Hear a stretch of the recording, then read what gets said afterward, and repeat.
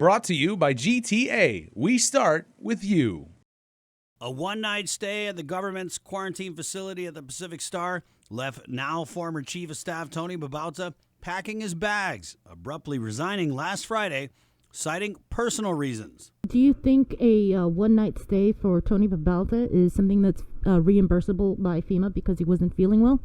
No. And unlike last Thursday's press briefing that censored local media, Lieutenant Governor Josh Tenorio wasn't backing away from answering questions. First of all, since I'm part of the administration, I'll say publicly I will apologize, but I think that Carlo Branch and Janela, absolutely they should apologize for it.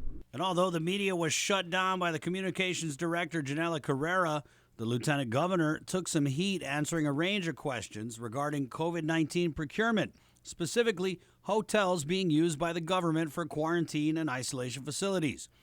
Leading the government down the paper trail reportedly through emails, it appears to be the governor's legal counsel and son-in-law, Hai Hyun.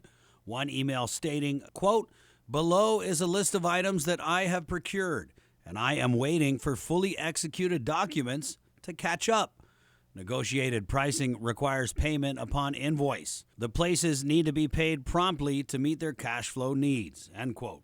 One of those facilities sent an invoice on March 25th, Pacific Star billing the government of Guam a little over $500,000 for 389 rooms for 2 weeks at $100 per night. Because of the way this procurement or whatever this was for these hotels, these quarantine facilities / isolation facilities were handled, in your opinion and your experience, would this raise a red flag with FEMA in terms of reimbursement?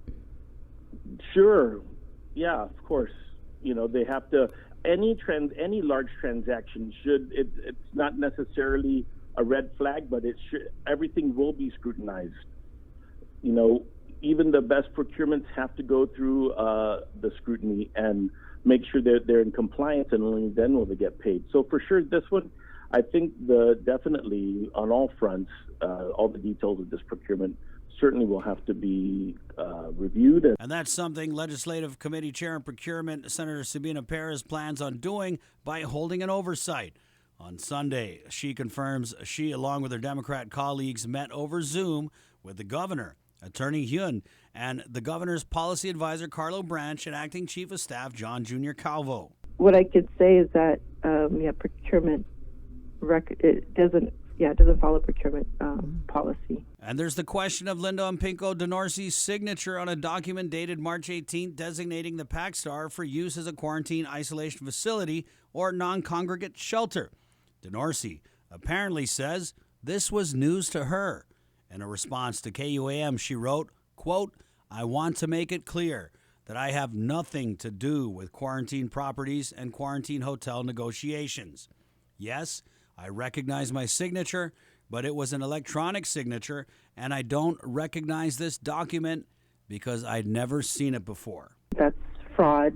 Using somebody's signature, that is definitely an issue of fraud, and that doesn't pass for sure. Your question was, what do I think about Linda's comments? I would stand behind her comments. She is the one that knows if.